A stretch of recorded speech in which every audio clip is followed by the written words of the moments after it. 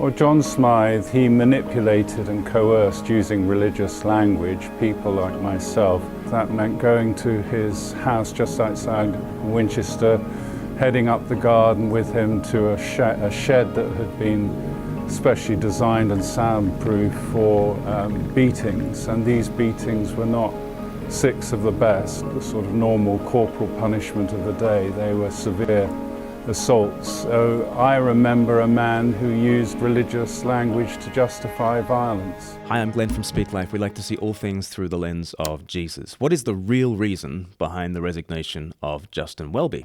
If you ask some people, it is because of conservative theology. That's what Bishop Rose from Dover said on Channel 4 News last night. For me, at the heart of this problem is the impoverished interpretation of scriptures that takes a kind of literalism when we look at biblical scriptures. That, for me, is part of the problem. So some want to draw our attention to conservative theology at this hour. Others want to draw our attention to liberal theology at this hour. Catholic Unscripted see this as a reckoning for Justin Welby's liberal marriage views. At the last synod that they had, they were saying, like basically Welby and the bishops were saying, look, there's no plot. They've introduced this thing called prayers of love and faith, which is an obvious Trojan horse. We have certainly commented on Justin Welby's theology of marriage, but is that the note to strike at this hour? So some see the issue as conservative theology, some see the issue as liberal theology, some see the issue as Justin Welby's progressive politics, like Jeremy Kyle. Talking about slavery reparations, likening the climate threat to Nazism, comparing the Rwanda plan to Nazism, and calling the EU the greatest dream realised for human beings since the fall of the Western Roman Empire. Get your bloody house straight, Welby. But these are not the notes to strike. Right now, Justin Welby has told us why he has resigned. He might have taken far too long about that. He certainly has taken far too long about addressing victims. He certainly took far too long to address the abuse of John Smythe. But he has at least now honourably resigned. And he has told us where our focus should be. Our focus should be on the Makin review, looking into the abuses of John Smythe and learning the lessons of that review. That's where our focus should be. Here's his resignation letter. Having sought the gracious permission of His Majesty the King, I've decided to resign as Archbishop of Canterbury. The Makin Review has exposed the long-maintained conspiracy of silence about the heinous abuses of John Smythe. We'll look into how long-maintained they have been. When I was informed in 2013 and told that police had been notified, I believed wrongly that an appropriate resolution would follow. It is very clear that I must take personal and institutional responsibility for the long and re-traumatizing period between 2013 and 2024. I hope this decision makes clear how seriously the Church of England understands the need for change and our profound commitment to creating a safer church. As I step down, I do so in sorrow with all victims and survivors of abuse. The last few days have renewed my long-felt and profound sense of shame at the historic safeguarding failures of the Church of England. For nearly 12 years, I have struggled to introduce improvements. It is for others to judge what has been done. I believe that stepping aside is in the best interests of the Church of England, which I dearly love and which I have been honored to serve. I pray that this decision points us back towards the love that Jesus Christ has for every one of us. For above all else, my deepest commitment is to the person of Jesus Christ, my Saviour and my God, the bearer of the sins and burdens of the world, and the hope of every person. This is about the heinous abuses of John Smythe, our failures in addressing them, the cover-up, the conspiracy of silence, and trying to make a safer church. That's what this is about. And so what I do not understand is the gloating over this, or the grandstanding over this, or the bandwagoning over this, or the I told you so about all of this. Our focus should be the cause for which the Archbishop resigned, which is the heinous abuses of John Smythe and the long-maintained conspiracy of silence that allowed it. If right now you're choosing to foreground Justin Welby's politics, or even his theology, or his managerial style within the Church of England, or the fact that he didn't sufficiently save the parish, or whatever it is, all those causes are good and right causes. I have views on all these things, but those are discussions for another day. Our focus should be the Makin Review, which was the resigning matter that Justin Welby acted upon. To make this about something else misses the point of the resignation, it dishonors the victims, it fails to learn the lessons that the Makin Review is wanting to teach us, and it is engaging in the kind of tribalism that has led to this long conspiracy of silence. Tribalism is precisely the dynamic that enables abuses, because we circle the wagons against our guy and we consider that all the problems are in the other tribe.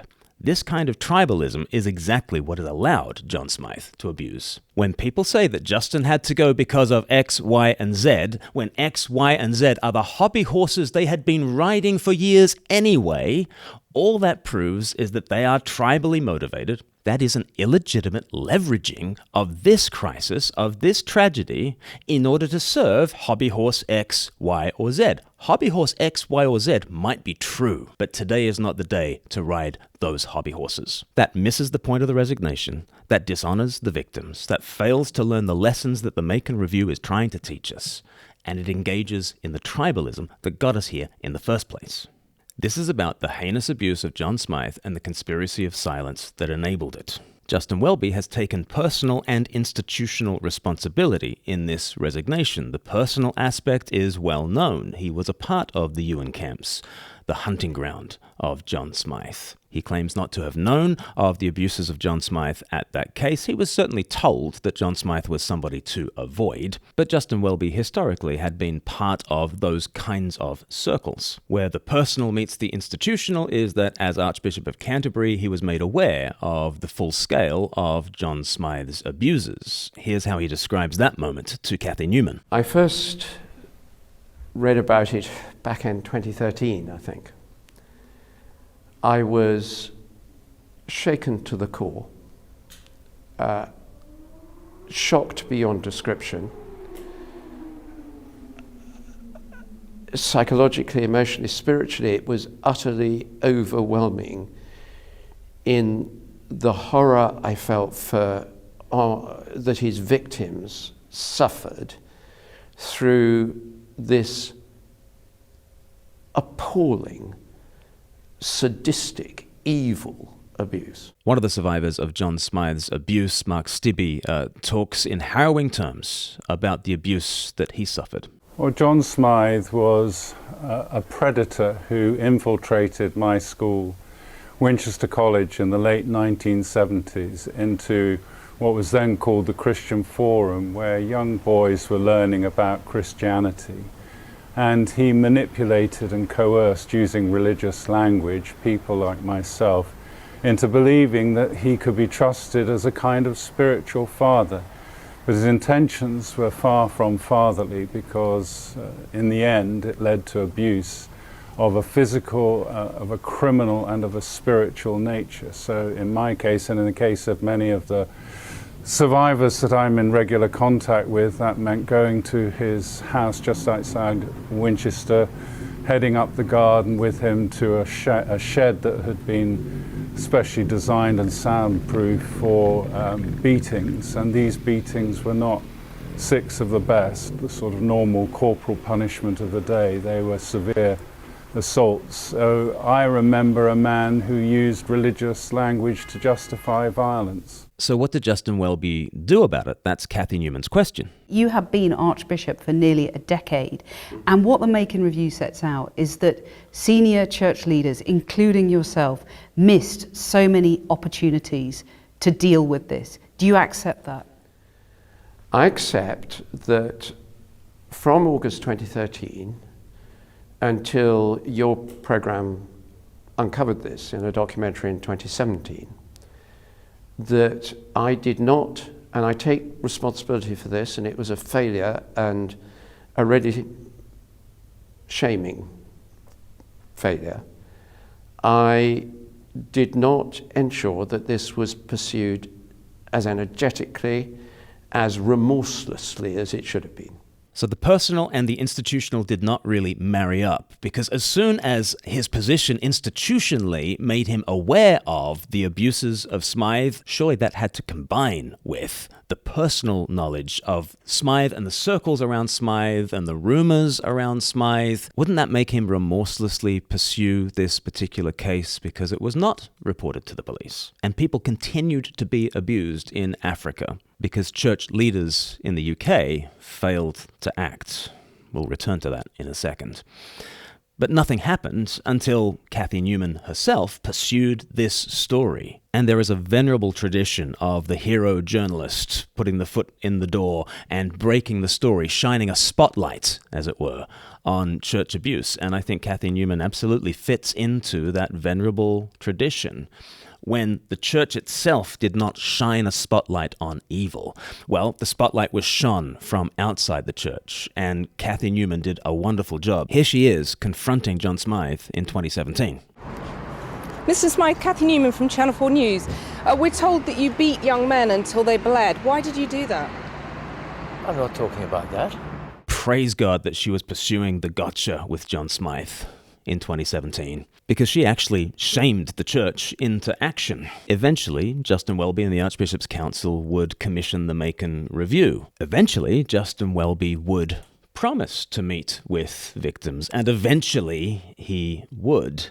It took so long, and it took a great deal of external pressure from the media in order for him to do this. Just as an aside, if you think the legacy media is dead, well, in this instance, the legacy media has led to an unprecedented resignation of an Archbishop of Canterbury. Kathy Newman has done the Lord's work. I genuinely believe that. In the Old Testament, there are many times when it's the other nations that shame Israel. It is other nations outside the community of God's people who at times are more righteous than the Lord's own people, and sometimes they bring judgment from the outside. When Assyria comes against the northern kingdom because of its idolatry, when Babylon comes against the southern kingdom because of its idolatry, it's the Lord doing these things. If the church will not keep its own house in order, God might bring judgment from the outside. It happened with the Boston Globe in the Archdiocese of Boston in America.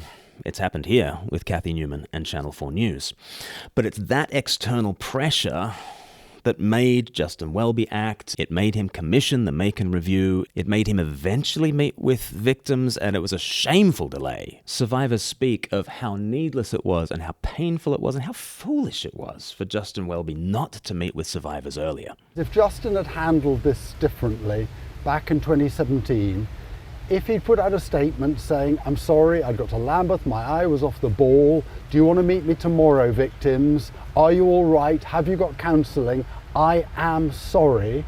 Then we would have ticked him off the list and forgiven him there and then. But eventually, after immense delay, the Makin Review finally comes out. And eventually, after immense pressure, especially from Channel 4 News, Justin Welby finally resigns. But he resigns because of his personal and institutional connection to the case of John Smythe, and because we must learn the lessons of the Makin Review. Now, what I want to do right now is the opposite of bandwagoning and the opposite of tribalism. What I want to do now is not circle the wagons around my tribe. What I want to do is shine the spotlight onto my tribe and the failures of my tribe in stopping this grotesque evil. It is an honorable thing for Justin Welby to have stepped down. Honorable because of his personal and his institutional connections to this case. But it is not just archbishops and bishops that have led us here. I just want to draw your attention, draw all our attentions to a couple of pages of the 250-page Makin Review and take us back to 1982, 42 years ago, when the abuses of John Smythe first came out. The following findings should also be considered. The abuse was uncovered in February 1982 with disclosures from victims, correspondence to David Fletcher, and a serious attempted suicide by a victim. The Ruston Report, named after Mark Ruston, who was the vicar who was writing this report. It was written in early March 1982 and shown to a small group of Yuin people. Yuin were the camps which were the hunting ground of John Smythe. The decision was made that the authorities will not be informed, most importantly the police, and that the matter will be held secret by this small group. The reason given for this is that it will be in the best interests of the victims, as their lives would be ruined by the abuse being made public. Canon David McInnes has told reviewers that he was called by a parent of one of the victims. Called by one parent of one of the victims. He made it clear that their family did not wish the reports of abuse to be taken any further. The evidence from the time, which includes a great deal of contemporaneous correspondence between the people shown the Ruston Report, shows clearly that there were several possible reasons for the non-disclosure. Notice the repeated word here. To protect the reputation of the Ewan movement, to protect the wider reputation of conservative evangelicalism, to protect the reputations of the individuals involved with Ewan, to protect the reputations of the victims' parents.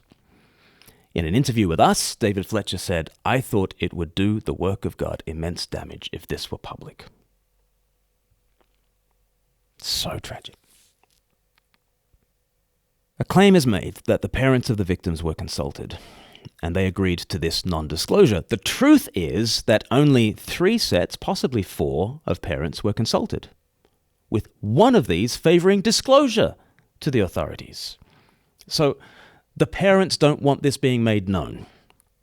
No, you only even consulted 3 or 4 parents, and one of those actually definitely wanted a disclosure to the authorities. And do you have any care about stopping there being further abuse? Do you have any? Do you want there to be more such parents and more such victims? No, but it's the reputation. It's the protection of the reputation. There is no attempt to consult with the victims as to their views on this. It is worth noting here that the victims were treated as boys and are referred to as such. They're in their late teens, these so-called boys, and many of them have transitioned into adulthood. The emphasis throughout is firmly on considering the wishes of the victims' parents. These were, by this point, not boys, but adult men by 1982. Who are not given agency in this whole process. A psychiatrist is consulted, and there is some evidence that legal advice may have been sought. The Ruston report clearly states that offences had been committed. The choice is explicitly made to withhold the knowledge of offences potentially being committed from the police. There was little support offered to the victims. Indeed, there is evidence of Mark Ruston being critical of some victims when questioning them. There is also evidence of what amounts to victim blaming in some of the correspondence. There is a worrying pattern of deference to John Smythe from the people dealing with the fallout from the Ruston report. They defer to him and are led by him, sharing their thinking with him. There is one reference to maintaining his Christian usefulness and commitments. What are we going to do about this predator in our midst? Well, he's useful to us. Let's keep him on side. The discussions are about how he can continue in some way with the Ewan Trust and camps, rather than how he can be stopped from committed further abuse. Even within the context of the time and the policies in place, both within the church and in wider society, their clear responsibility was to report serious crimes to the police. The Makin Review does a good job of saying safeguarding practices in 1982 were different to what they were even in 2013, which is different again to what they are in 2024. That is true. But when a sadist is beating people to the point where they think they're going to die, even in 1982, you know your clear responsibility is to report serious crimes to the police. Don't you? Of course you do. All decision-making during this period regarding investigation and responding to the abuse was managed by a group of men that included ordained clergy and prominent evangelicals. We must reach the conclusion that this constituted a cover-up of the abuse by those few individuals who were told at the time. This interpretation of what occurred has been questioned by many, but our firm conclusion is that a serious crime was covered up. The correspondence includes words and phrases associated with keeping things quiet and secrecy. Now, what do you think of when you think of a cover-up? Perhaps you think of people who are very unlike you, who are switching into this extraordinary mode of reputation management. I think when you read a review like this, you recognize what cover-ups look like. Cover-ups look like business as usual.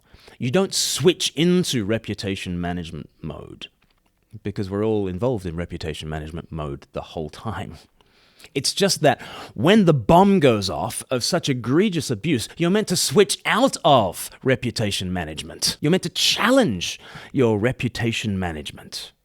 You're meant to finally wake up to the bubble that you're in and to shine a light on the fact that the bomb has gone off. People's lives are utterly destroyed, and a vicious predator has had his way with precious image bearers. But what does cover-up look like? Cover-up looks like people like you and me, who decide it's business as usual, even when the bomb has gone off. And just trying to manage within your own resources and trying not to rock the boat, trying not to make a fuss, trying to piece things back together and trying to protect the reputation. That's what the Makin Review is saying. It's a cover-up, but it's a cover-up by well-meaning people who just try to manage it themselves. That's all it takes in order to do great evil. It's like the Bonhoeffer line, isn't it? All it takes for great evil to happen is for good people to do nothing. All it takes for a cover-up to happen is for well-meaning people to keep trying to manage things when the time for reputation management has long passed. And this comes very close to home for me.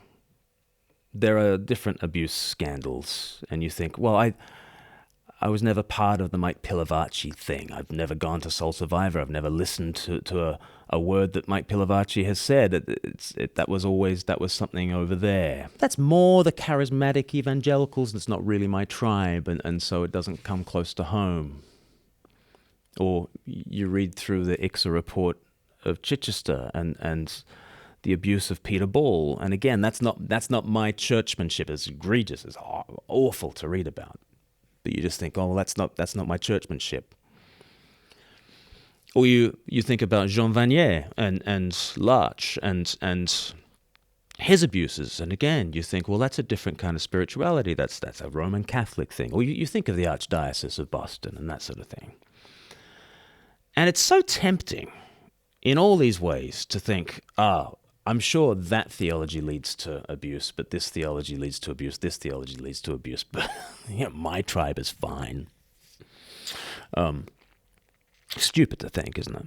And that's certainly the impulse of Bishop Ruth, Bishop of Dover, in that opening clip. It's the biblical literalists. She points the finger at biblical literalists. She points the finger at evangelicals, conservative evangelicals.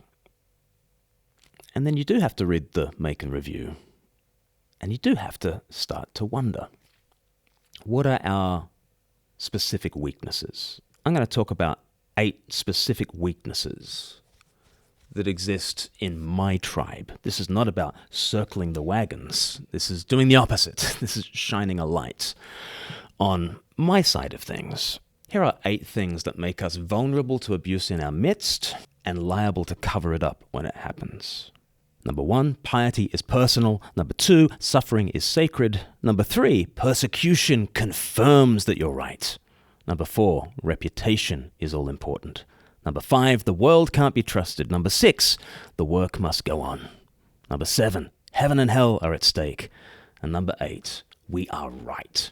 We are on the right side of that momentous divide. And those who read the Ruston Report in 1982 and decided to take the course that they took believed those things very strongly. First of all, piety is personal. Personal holiness is a wonderful distinctive to have. J.C. Ryle, another Etonian and a bishop, just like Justin Welby, he absolutely put the focus on personal piety, personal holiness, and that is absolutely vital. But what happens to interpersonal righteousness? What happens to social justice when everything is personal piety? Here's what happens. We all know not to be John Smythe, but we know not to be John Smythe because you don't want to be that kind of horrible person. And when you hear about the psychopathic horrors of a sadist like John Smythe, the personal pietist in the evangelical says, "There but for the grace of God go I," which is not the first thing you should think when you look at a sadist like John Smythe.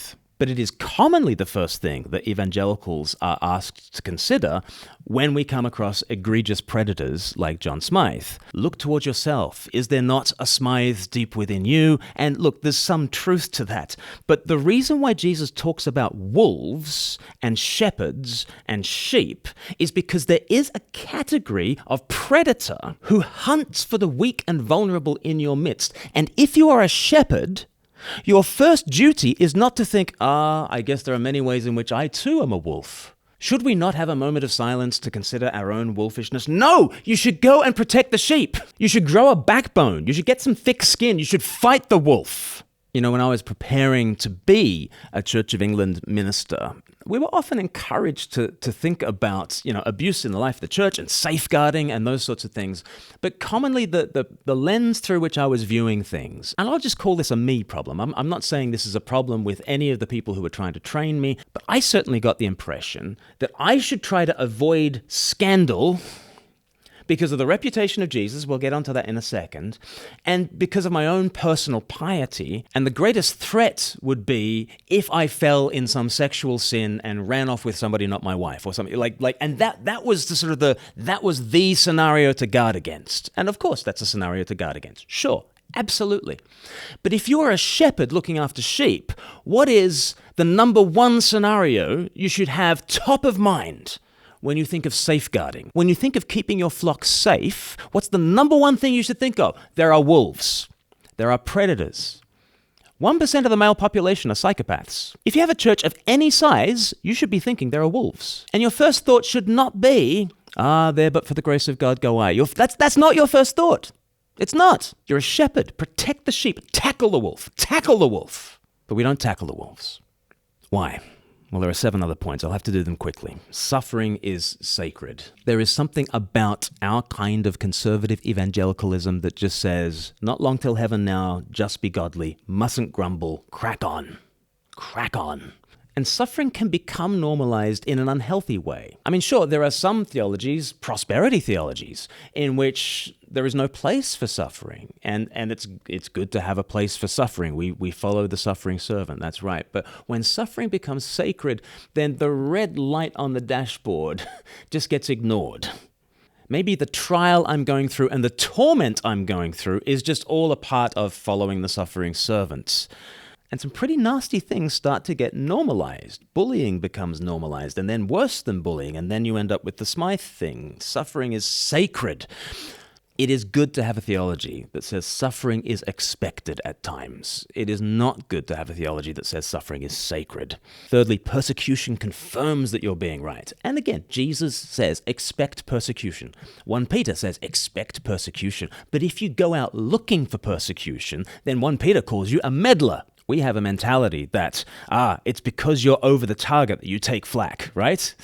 In Air Force terms, okay? The plane that's over the target is the one that takes flak. And if you're taking flak for anything, you must be over the target. But when Channel 4 comes knocking, maybe that's not persecution from the world. Maybe that's the righteous judgment of God, and you need to wake up. Fourthly, reputation is all important. Remember those 4 reputations that people around the Ruston Report were trying to maintain. They were trying to protect reputations. And I'll admit that going into ordained ministry, a lot of the ways in which I thought, well, I mustn't stumble and fall as a Christian leader because that will be bad for the reputation of Jesus. And it sounds really holy to say the reputation of Jesus means that we need to be squeaky clean. The trouble is that the reputation of Jesus will be fine, okay? He is at the right hand of the Father, the name above every name. His reputation is just fine. When we say we are concerned for the reputation of Jesus, probably we're just concerned for the reputation of us, right? Or our movement, or conservative evangelicalism, or, Jesus is doing just fine. You don't need to protect the reputation of Jesus.